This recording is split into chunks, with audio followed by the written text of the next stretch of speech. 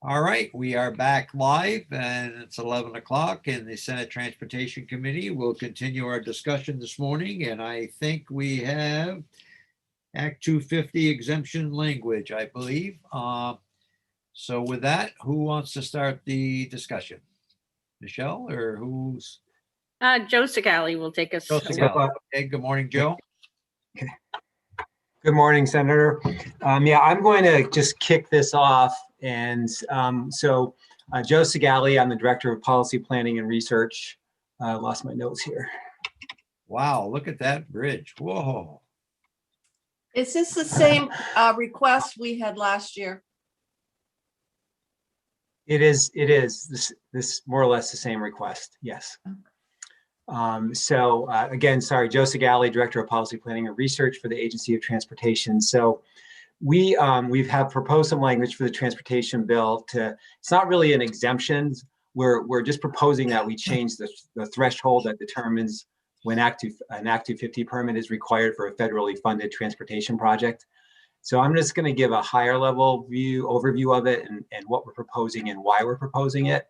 And then Andrea Wright, who is the manager of our right-of-way and environmental program, will provide more information and some specific examples just to kind of show you what that looks like on the ground and also just talk a little bit about what we do overall in our environmental review of projects.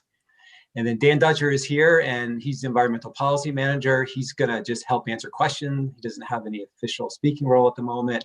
And then Michelle will just kind of wrap up Angela's presentation just to talk about the specific language. Just to remind you all, Act 250 permit is required when a project disturbs more than 10 acres of land. And what we're asking is that language be included to change that threshold to 10 acres of newly disturbed land.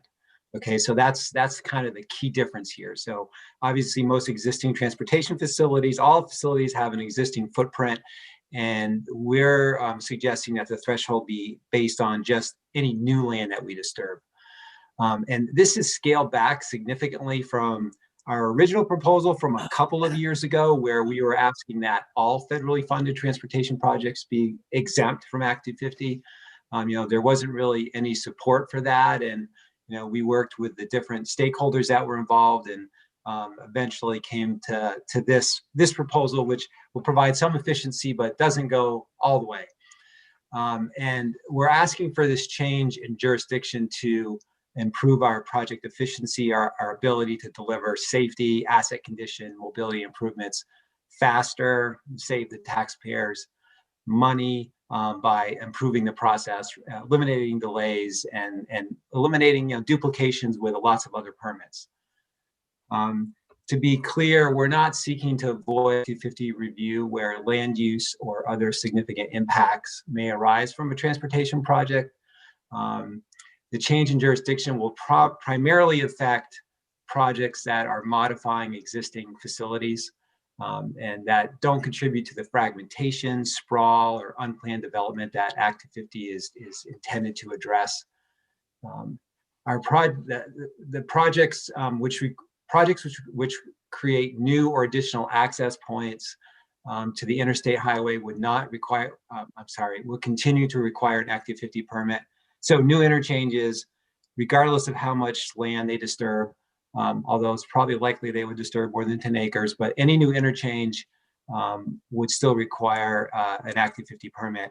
It's interesting to note that since the interstate was constructed in the 60s and 70s, there have been no new exits.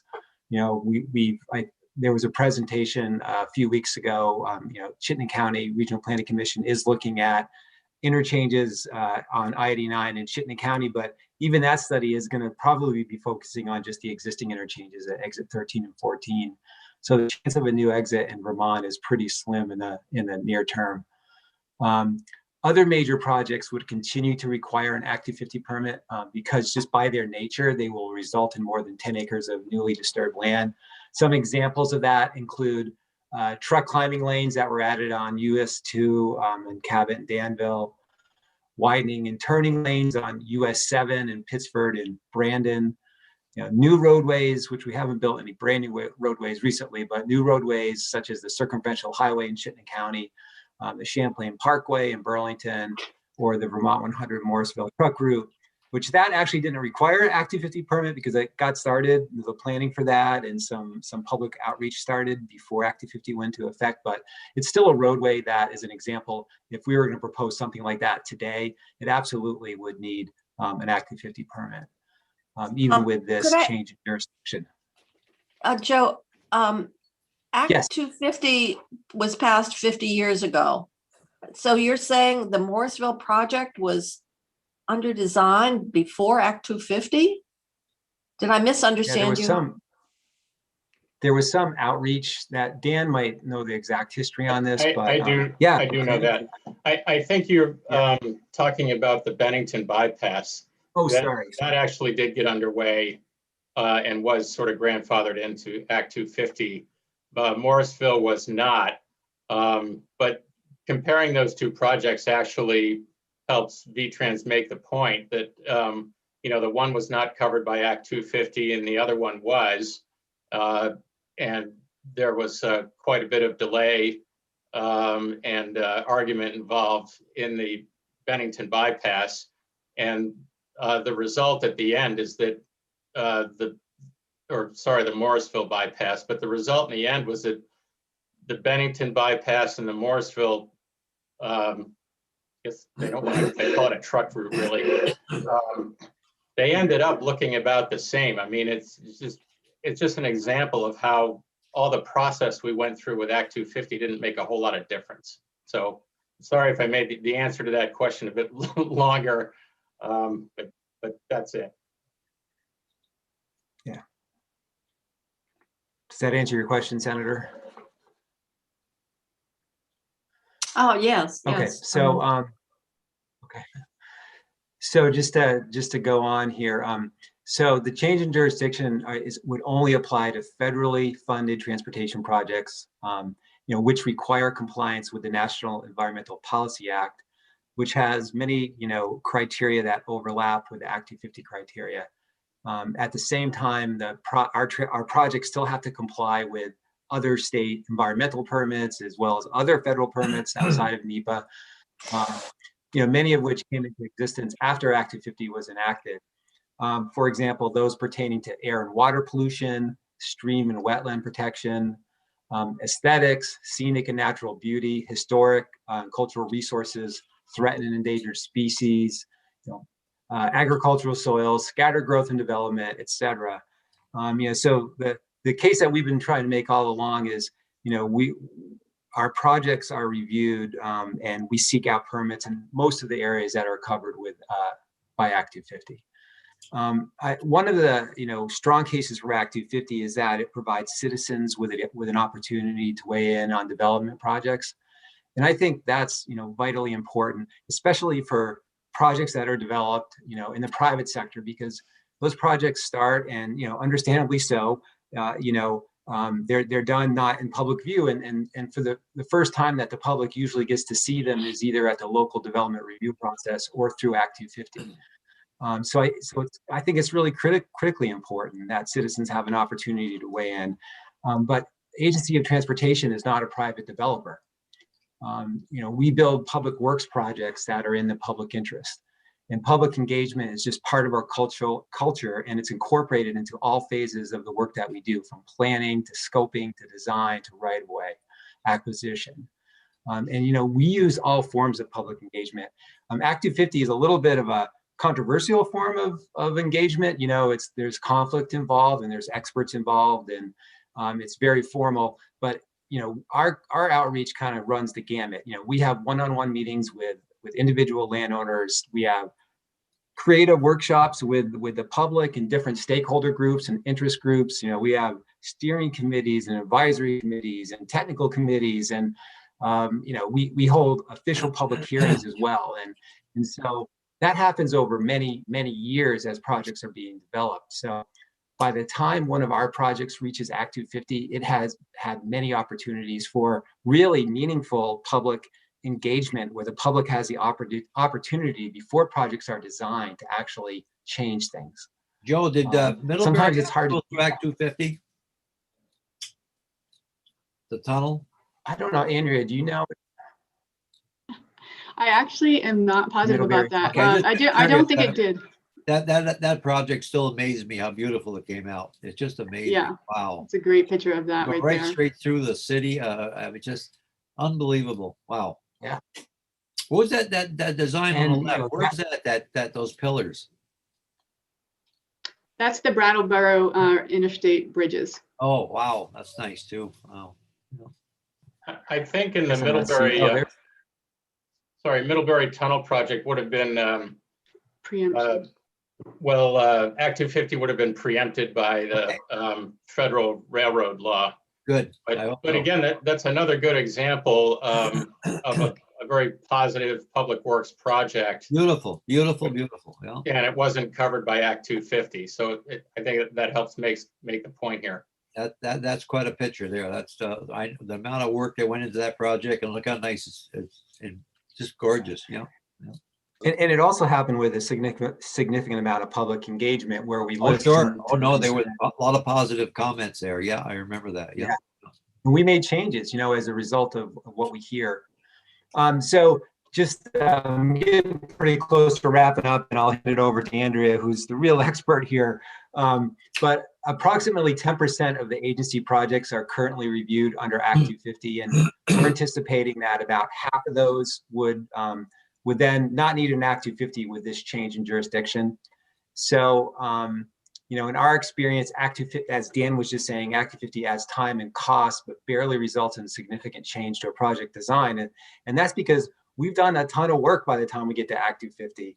And, you know, we're coming forward with good projects and thoughtful projects.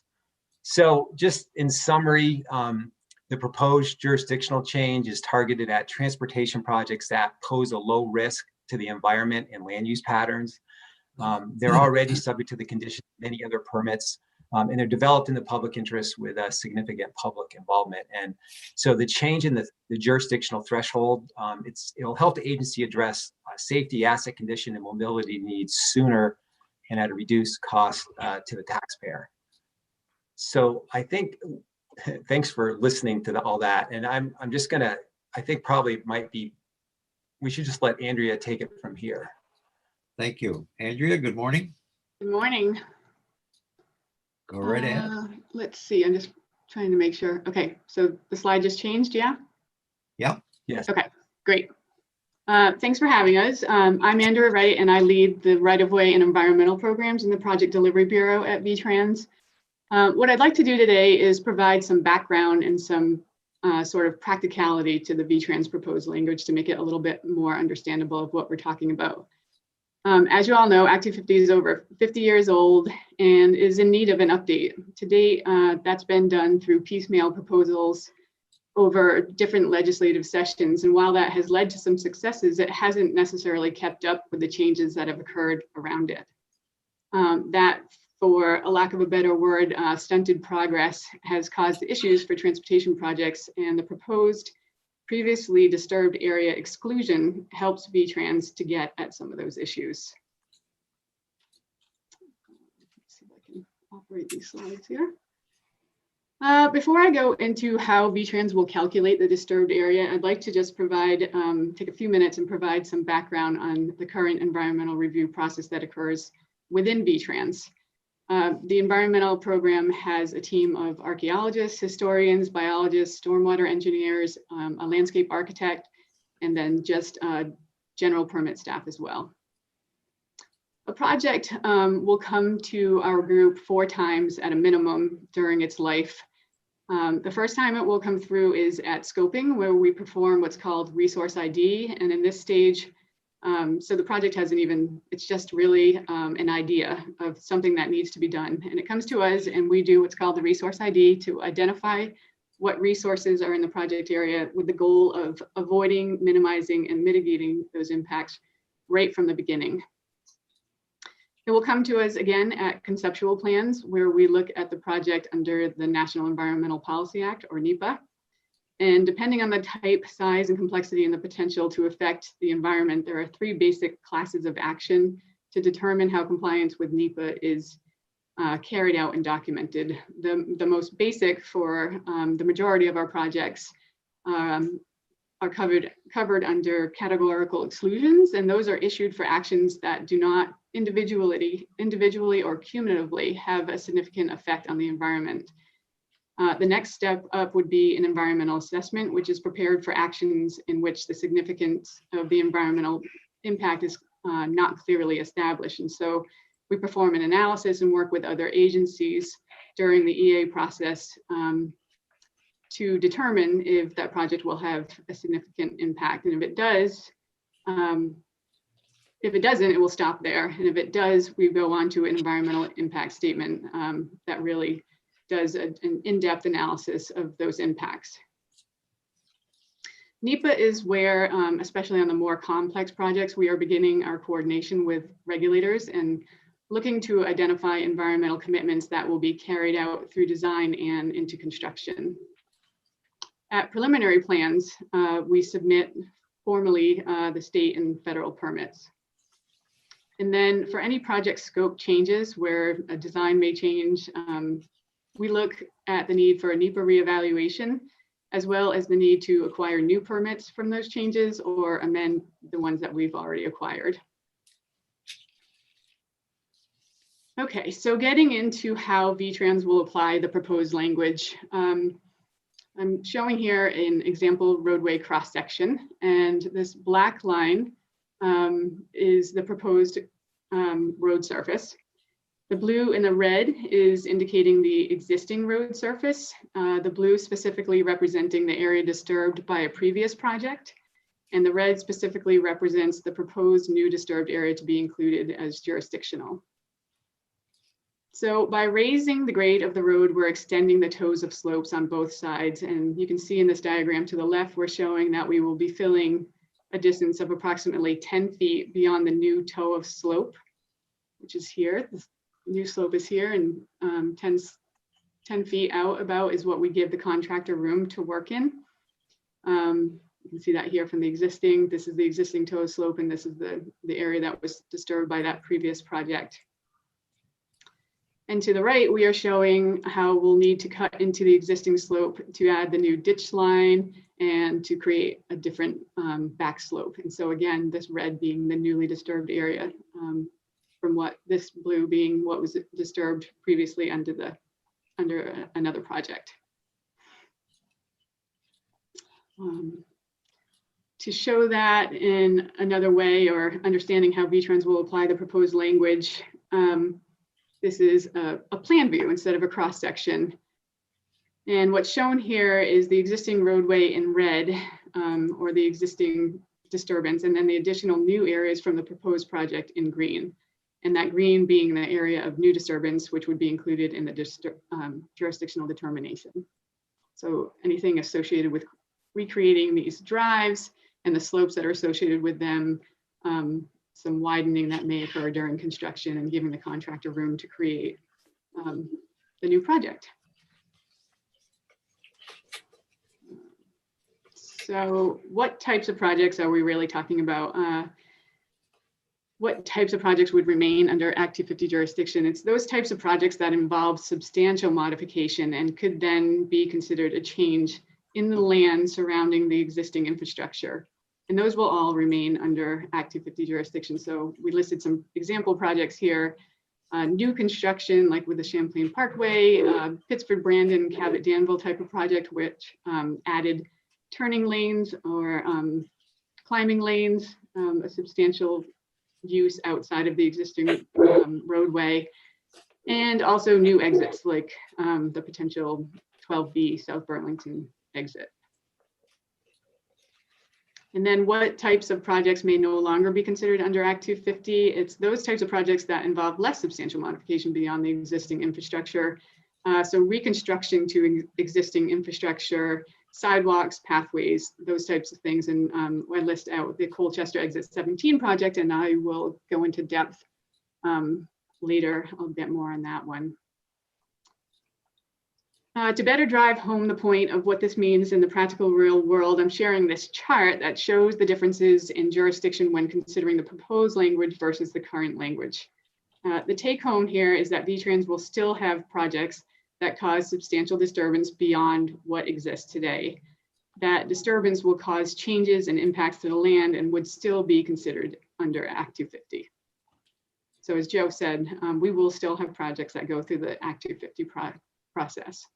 Exit 16 has been 20 years now and it's still going through appeals, I think. It's been a long process. Yeah. Oh, tell Yeah. you.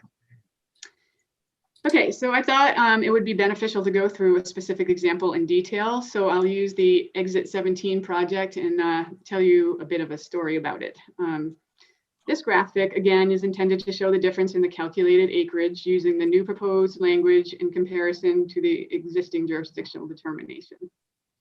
So via the current practice, the disturbed area would be calculated to be approximately 21.6 acres, and that is depicted with both the bounds of the green and the red shading.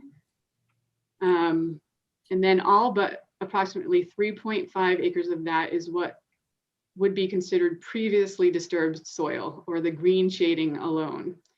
The area shown in the red depicts the new disturbance associated primarily with the relocated interstate ramps. So that just sort of gives you the background of that project and where we're at with it. So now I'll tell you a story about that project, kind of an in-depth story. So once upon a time, there was an interstate bridge in very serious need of repair at the Exit 17 interchange, servicing Colchester, Milton, and the Champlain Islands, also a major interface with Route 2 and Route 7. During the weekdays, the commuter traffic backs up onto the highway in the morning, heading southbound, and in the evening, heading northbound, creating extremely unsafe conditions for the traveling public.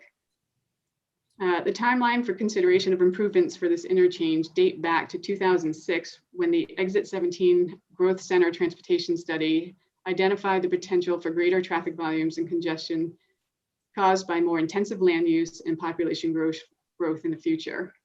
7 years later, the next study was initiated. In the spring of 2013, the Chittenden County Regional Planning Commission initiated a scoping study to evaluate approaches to correct the deficiencies at the interchange. In December 2014, the scoping study was completed, including recommendations for upgrades. The agency began work to develop a plan for improvements to the interchange and to replace the aging interstate bridges. In May of 2018, the agency filed a request with the District Commission stating that it did not believe it was subject to Act 250 jurisdiction, as it did not constitute a substantial change to a pre-existing development. On February 12, 2019, a jurisdictional opinion was issued by the district coordinator that the project did in fact require an Act 250 permit.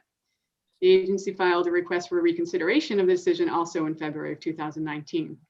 On April 26th, the agency received news that the Act 250 District 4 Environmental Coordinator had declined to reconsider the original jurisdictional opinion, and so we needed to get a permit. At that time, the Exit 17 overpass bridges were in an advanced state of deterioration, with plywood wedged in between the steel beams to keep the loose concrete chunks from striking vehicles traveling on I-89. The agency determined that the condition of the bridges dictated that we really didn't have time for potential delays of a court proceeding, and spent the next 6 months and over $100,000 preparing the Act 250 application. On November 6, 2019, the District Commission issued a notice that the Exit 17 project would be reviewed under Rule 51 as a minor application. Interested parties were given until December 6, 2019 to comment. No comments were received, and therefore no hearings were held. The permit includes 31 conditions, most of which relate to compliance with other permits and standards to which V-Trans is already bound, including compliance with the Vermont Wetland Permit issued by A&R DEC Condition 3C, the Stormwater Discharge Permit issued by A&R DEC Condition 3B, the Construction General Permit issued by A&R DEC Condition 3A, a blasting plan that was in compliance with A&R's Best Management Guide, Condition 12, Construction Site Waste Reduction Plan by A&R Solid Waste Condition 11, Watershed Management Division Erosion Control Plan, Condition 14, V-Trans Own Lighting Design Guide, Condition 25, and the Manual on Uniform Traffic Control Devices, to which our projects are designed to anyway, Condition 26. And then in addition, the permit proposes maintaining a 50-foot buffer from the edge of wetlands in which snow plowing is prohibited, condition 20, and explicitly acknowledges that the project falls below the threshold for mitigation of primary ag soils, condition 21. So at the end of the day, acquiring the Act 250 permit, while actually a relatively smooth process overall in this instance, has caused additional time and cost to the project only to impose conditions to which VTrans is already subject, and without leading to changes in the project design, and thus no further reduction in impacts to the associated criteria. That's the end of the story for this one, but there are other examples like it with more cumbersome process, court proceedings, and greater project delays and increased costs. I know you already mentioned Exit 16, and that has been going on for quite some time at a great cost to the taxpayers. What's the status? I'm sorry? What's the status? There's so many different statuses. It's in court. There is some right-of-way delays for alteration hearings that are being scheduled, and there's also the NEPA permit is being delayed. We're resubmitting our stormwater permit right now because that has expired. So we're going through a process of updating that. I know they'd like to get it done. I know, everybody does. Yeah. So the only other thing that I wanted to point out is two handouts that were included with our submittal today. And one is a checklist that shows all the permits that a project might be subject to.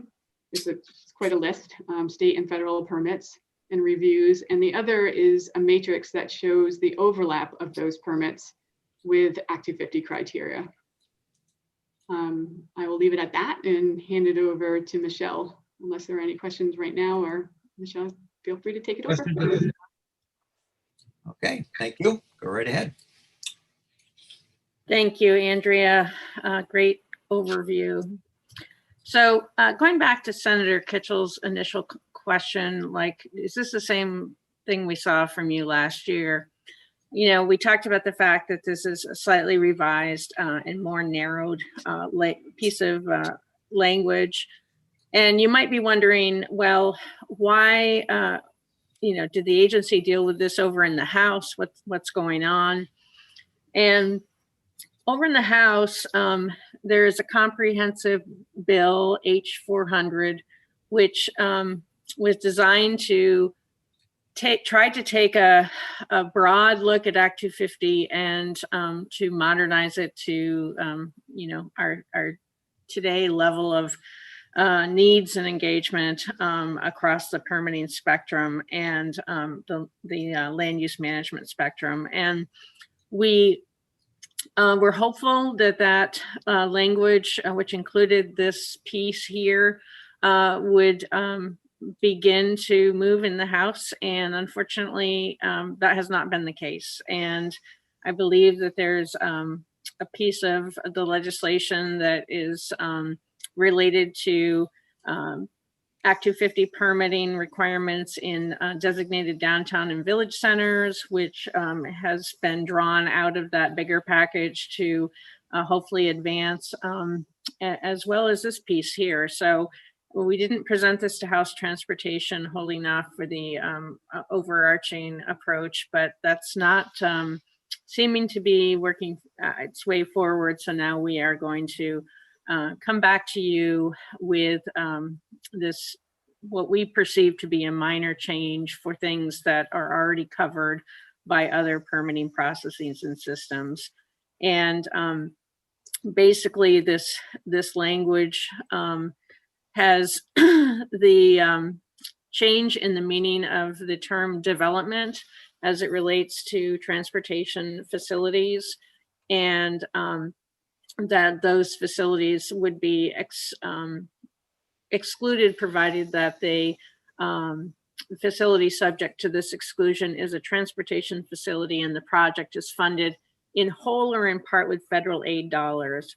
And I think Andrea talked about the importance of this piece, that all of our federally funded projects have a very extensive permitting process, but at the state and federal level.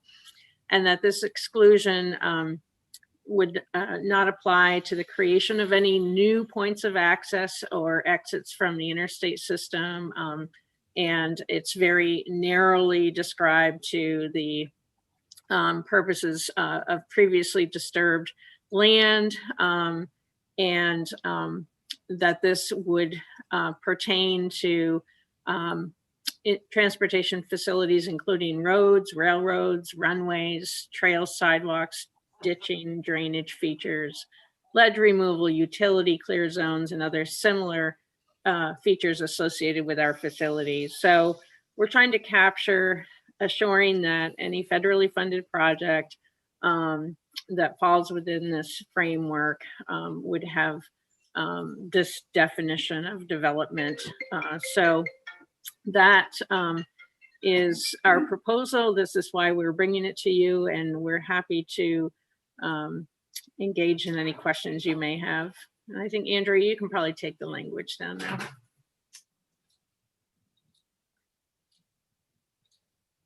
Well, I'll start. One of the concerns is Act 250, although Act 250 in fact could have an impact on a variety of functions of state government. This is within the jurisdiction of natural resources. And I know that last year there was a lot of effort when the House has spent several years on trying to modernize Act 250. There's been some question about duplicate requirements, or now with more local planning, et cetera. And that bill is still, I don't know exactly the status of that bill, but my question is, has this been discussed at all with the policy committees? You're talking about House Transportation, you didn't go there. So I assume this is your first presentation relative to this request? Yes, it is. House Natural Resources, we spent a lot of time last year in their committee prior to the COVID closure of the legislature. And they were very dismissive of the presentations that we provided them, and did not seem interested in hearing from us in a robust manner. And so I know that there have been other presentations before House Natural Resources this session relative to H400, the comprehensive bill. And I believe that Senator Bray has taken some testimony, although we have not been invited to talk to Senator Bray at this point. Okay, further questions? I have one, Senator Mazza. Yes, go right ahead. Senator Chitman, go ahead. I fully yield to Senator Kitchell in the process for how to move these things forward, but I'll say this from what you just presented, it makes a lot of sense to do this. I heard Joe say that there's duplication of processes, which Senator Kitchell spoke to with regards to private development or in downtown areas, complications, as well as controversy. And then you also spoke to cost, but I'd love to, just so I can understand how important and valuable this is, are there some hard numbers? I didn't hear anything from what Andrea presented, but when you were talking about Exit 17, have you put a dollar figure on what this is costing the taxpayer, this duplicate permitting process with this language? Do you have a rough idea that could somehow help inform the motivations for possibly moving this language forward? Yeah, I think Andrea noted that it costs the agency an additional, and the taxpayers, additional $100,000 to receive the Act 250 permit that we had to apply for, and it delayed the project by, I would say, at least 18 months. I must have missed that. My apologies. Thank you. Any other questions, comments? Well, we always hope for the best, and I know once you go down that road, it's going to be difficult, I'm sure, but maybe we'll make some progress. And I think there's a tough road to hoe there. I think there's in various factions interest in doing what you have asked to do, but the numbers don't support us to get there, unfortunately. So we'll do our best. That's all. Any other questions this morning or comments? Thank you very much. Thank you for a good presentation. Appreciate it. Thank you. All right, thank you. You. All So- right. Clarifying question, was that an ask of us by any means? Was there an ask of the Transportation Committee to do something with this? Yeah, put it in the T-bill. Fair enough. We'll have some more discussion about it as we get closer to the T-bill, and we'll put it on our radar and see what the committee thinks about it, and do some studying on the outside and see what Bray's committee thinks about it, or Mhm. maybe we keep the discussion going. Okay. Anything else this morning?